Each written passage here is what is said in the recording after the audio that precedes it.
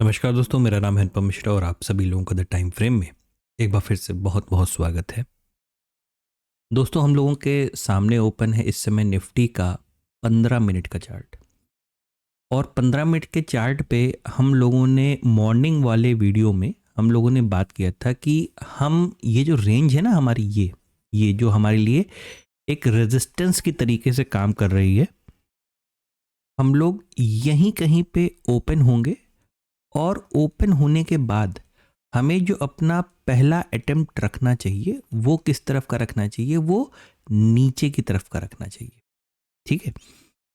और साथ ही साथ एनालिसिस में हमें क्या करना है, एनालिसिस में हमें ये करना था कि मार्केट जब एक ब्रेकआउट देगा, यहाँ से ब्रेकआउट देगा, तो पहला अटेम्प्ट जो बियरिश सेटअप, ये देखिए बियरिश सेटअप जब हमारा बनेगा नीचे की तरफ आने, आप सिर्फ ये देखिए लिखा है 1T, मतलब सिर्फ एक ट्रेड आप करिएगा।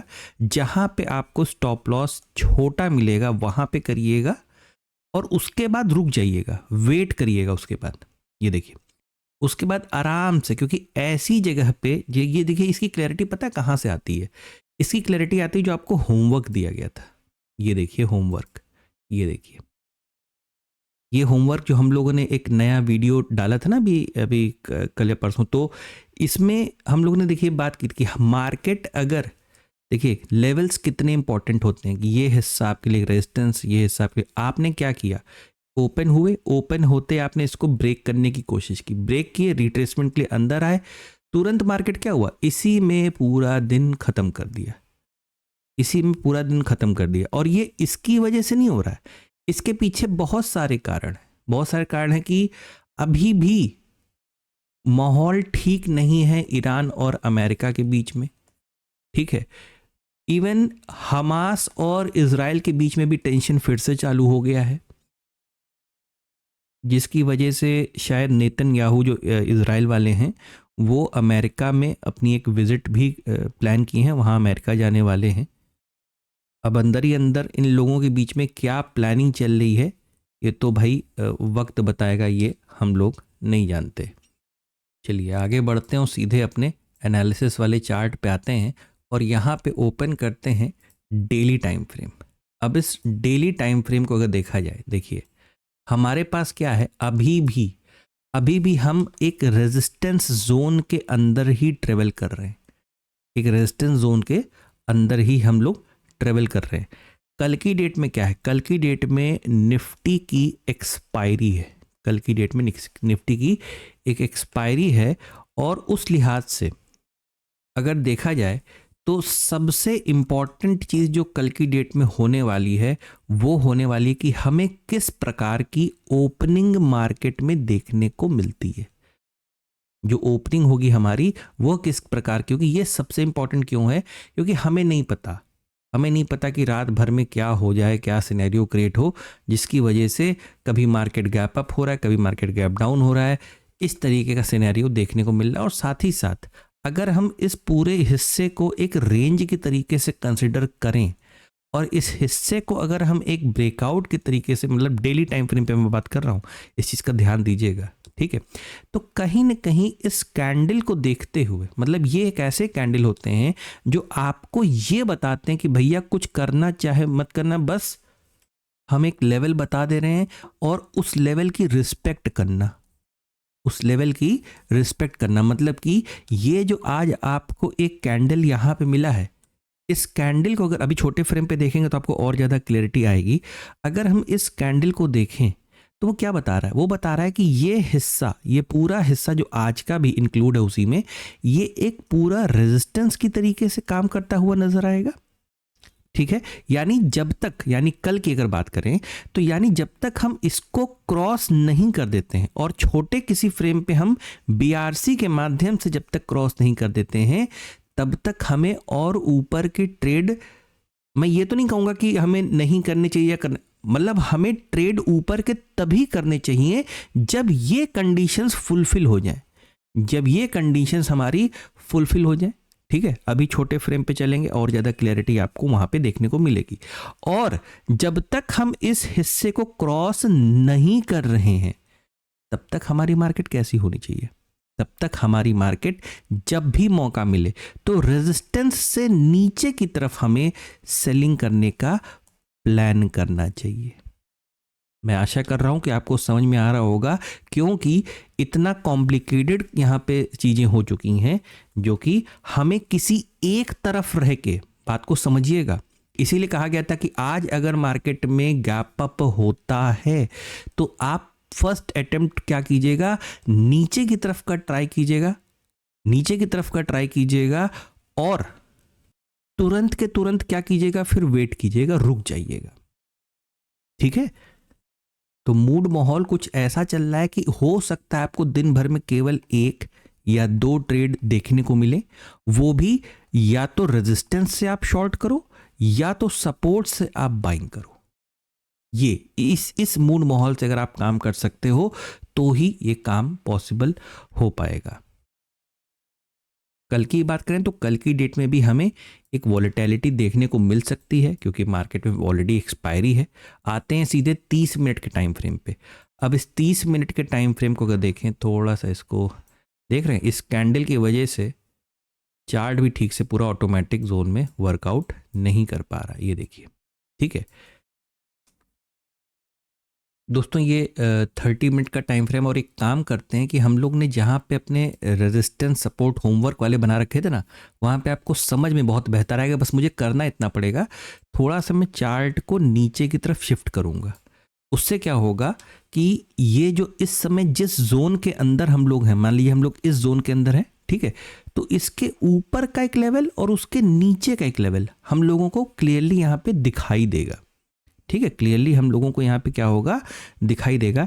और इसको यहाँ पे समझाऊंगा तो शायद आप लोग मुझे बताइएगा, ठीक है, कि शायद हम लोग को यहाँ पे ज़्यादा बेहतर समझ में आए। देखिए सिंपल सी चीज़ है, हम आज पूरा दिन इसी रेंज के अंदर निकाल दिए, ठीक है, और इस रेंज के निकालने से क्या हुआ, अब देखिए यहाँ से हो क्या रहा है, रेजिस्टेंस से हमें एक नीचे की तरफ का मौका मिला, बिल्कुल उसी तरीके से सपोर्ट से हमें एक मौका ऊपर की तरफ का भी मिला था। लेकिन मैं आपको बता दूं ये टोटली ऑप्शन सेलर के दिन थे आज के, ठीक है। शायद ऑप्शन बायर यहाँ पे फेल हो गए होंगे, ठीक है, फेल हो गए होंगे। क्यों? क्योंकि बहुत अच्छा मोमेंटम या स्पीड हमें मार्केट में देखने को नहीं मिल रही थी। दूसरी चीज़ एक मैं आपको बता दूं जो आपको हमेशा अपने दिमाग में रखनी है, एज अ ट्रेडर अपने दिमाग में हमेशा आपको रखनी है, वो ये है कि मार्केट आपको क्या करता है, मार्केट आपको सिर्फ डाटा देता है, सिर्फ डाटा देता है, लेवल्स देता है, ठीक है। अब आप एक ऑप्शन बायर हैं, आप एक ऑप्शन सेलर हैं, आप फ्यूचर्स ट्रेडिंग करते हैं, आप स्टॉक्स में काम करते हैं, इन चीज़ों का मार्केट से कोई लेना देना नहीं है, ठीक है ना। ये चॉइस टोटली आपकी होती है, ठीक है, कि अगर रेंज बहुत छोटी बन रही है, ठीक है, ऐसे बहुत सारे फ्यूचर्स ट्रेडर होंगे जो एक छोटा स्टॉप लॉस यहाँ पे आइडेंटिफाई करके सपोर्ट लेवल पे वो ऊपर की तरफ से कम 60-70 पॉइंट उन्होंने यहाँ से कैप्चर किए होंगे, ठीक है। लेकिन शायद एक ऑप्शन बायर को, और ये बहुत नॉर्मल सी चीज़ है, इसमें कोई बुराई या अच्छाई नहीं होती है, ठीक है। तो ये एक बहुत नॉर्मल सी चीज़ है कि ऑप्शन बायर भी ऐसी जगह पे ट्रैप होते हैं, और कभी कभार मौका ऑप्शन बायर को बढ़िया मौका देता है, उस समय ऑप्शन सेलर फेल हो जाते हैं, ठीक है। तो इसी तरीके से ये पूरा दस्तूर चलता रहता है। आइए इसको एक ड्राइंग के माध्यम से समझने की कोशिश करते हैं कि आप ये जो पूरा आज अगर देखेंगे ना 30 मिनट का कैंडल, तो इस 30 मिनट के कैंडल में ये जो इसका टॉप बना है, ये जो इसका बॉटम बना है, आपको पूरी मार्केट इसी हिस्से में ख़त्म होते हुए नज़र आ रही है, ठीक है। दूसरी चीज़, हमारे पास ऊपर की तरफ एक रेजिस्टेंस प्रॉपर है, ठीक है, नीचे की तरफ भी सपोर्ट है, ऐसी कोई बात नहीं। लेकिन ये जो हल्का सा ये जो मूवमेंट निकल के बाहर की तरफ आया था ना ब्रेकआउट के तौर पे, जो वापस रीटेस्ट करने अंदर गया और अंदर ही रह गया, तो ये हिस्सा, ये जो आप देख रहे हो ट्रेंड लाइन जो यहाँ से प्लांट हो रही है, ठीक है, अगर हम इसके अंदर कहीं पे खुल जाते हैं, यानी कि हमें किसी प्रकार की कैसी ओपनिंग मिलती है, एक फ्लैट ओपनिंग देखने को मिलती है। बात को समझने की कोशिश कीजिएगा, एक फ्लैट ओपनिंग, या यहाँ पे काम करता हूँ माइनर ट्रेंड लाइन लगा देता हूँ, जो हम लोग की सिंगल वाली लाइन होती है ना, इसको यहाँ पे हम ऐसे प्लान कर दे रहे हैं कुछ इस तरीके से, ठीक है। अब अगर हम यहाँ पे फ्लैट ओपन होते हैं, ठीक है, ये एक प्रकार का क्या हो जाएगा, नो ट्रेडिंग जोन हो जाएगा। ठीक है, वैसे तो शायद एक डिसिप्लिन ट्रेडर को इस पूरे हिस्से को ही नो ट्रेडिंग जोन की तरीके से रखना चाहिए, जो मैं चाह भी रहा हूं कि आप रखो।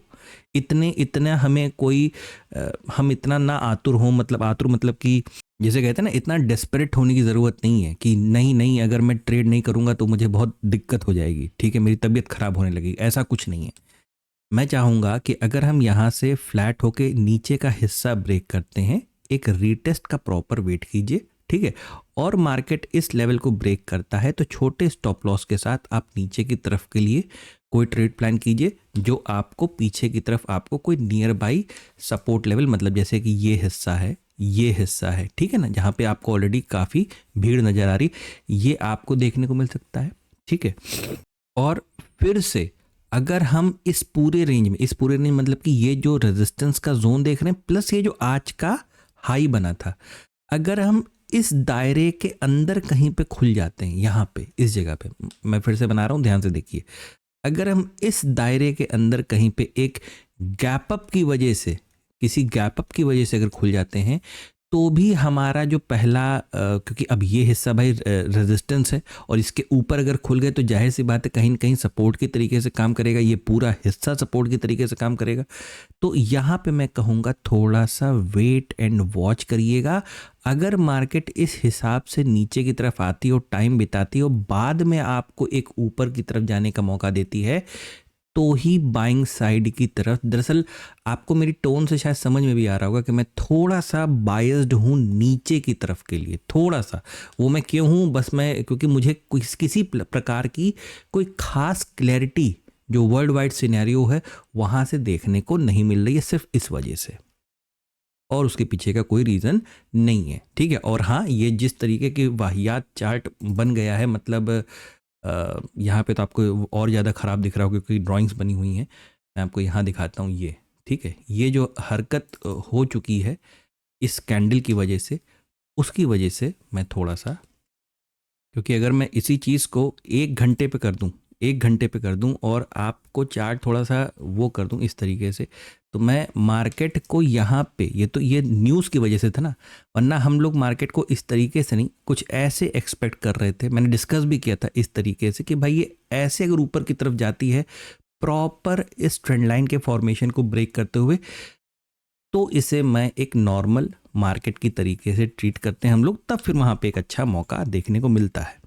गैप डाउन का सिनेरियो, उसमें सिंपल सी उसी चीज़ को याद रखना है आपको कि ये जो स्ट्रक्चर डेवलपमेंट है कुछ इस तरीके का, ठीक है, मतलब कि अगर आप गैप डाउन यहाँ होते हैं तो एक बार पहले मार्केट को थोड़ा सा ऊपर जंप करने दीजिएगा और फिर नीचे की तरफ का कोई चीज़ प्लान कीजिएगा। सीधे आते हैं बैंक निफ्टी की तरफ।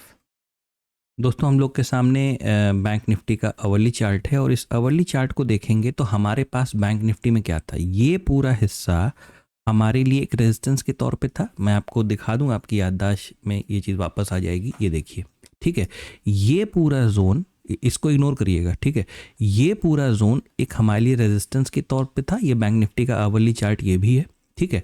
अब हम चाहे यहाँ पे खुलते या यहाँ पे खुलते, हमें पहला अटेम्प्ट, ये देखिए, पहला अटेम्प्ट हमें क्या करना था, वो नीचे की तरफ का ही प्लान करना था, ठीक है, मतलब तकरीबन 60,800 पे खुलते या हम 60,400 पे खुलते, ठीक है। तो हम लोग कहाँ पे खुले, हम खुले तकरीबन 60,800 पे, ठीक है। तो ये जो 60,800 पे हमने ओपनिंग दी, उसके बाद, मतलब छोटे फ्रेम पे चलता हूँ तब आपको समझ में आएगा, देखिए 30 मिनट पे चलते हैं। तो उसके बाद आपको जो पहला अटेम्प्ट रखना है वो किस तरफ का रखना है, वो पहला अटेम्प्ट आपको नीचे की तरफ का रखना है, ठीक है। और उसके बाद निफ्टी के ही तर्ज पे क्या हुआ, पूरी मार्केट हमारी एक रेंज में फंसते हुए नजर आ रही है। अब यहाँ पे भी कल की डेट में क्या करना है कि ये जो हिस्सा आज मार्केट ने एक रेंज नुमा बना के दिया है, अगर हम इसके अंदर ओपन होते हैं, ये हमारे लिए एक नो ट्रेडिंग जोन की तरीके से बिहेव करेगा। अगर हम इस हिस्से के ऊपरी लेवल पे यहाँ कहीं पे अगर एक गैप अप ओपनिंग देते हैं, तो मार्केट में एक फॉर्मेशन पहले नीचे की तरफ का बनना चाहिए, जो क्योंकि यही हिस्सा जो रेंज का है वो अब क्या काम करने लगेगा, एक सपोर्ट की तरीके से। और अगर हम नीचे कहीं गैप डाउन खुलते हैं, तो हम क्या करेंगे, एक वेट एंड वॉच की सिचुएशन में जाएंगे। किसी प्रकार का कोई बुलिश फॉर्मेशन या बेयरिश फॉर्मेशन का वेट करेंगे मार्केट में, उसके बाद ही अपना कोई ट्रेड प्लान करने की कोशिश करेंगे। सिंपल, ठीक है। थोड़े ही दिन की बात है, 2 दिन 3 दिन जितना भी लगे, मार्केट इन सभी दिक्कतों से बाहर आ जाएगा, नॉर्मल हो जाएगा, ठीक है। तब तक अपनी पोजीशन को, अपनी लॉट साइज को, अपनी यूनिट्स को, ठीक है, थोड़ा सा कंट्रोल में रखने की कोशिश कीजिए। थोड़ा अपने इमोशंस को कंट्रोल में रखने की कोशिश कीजिए।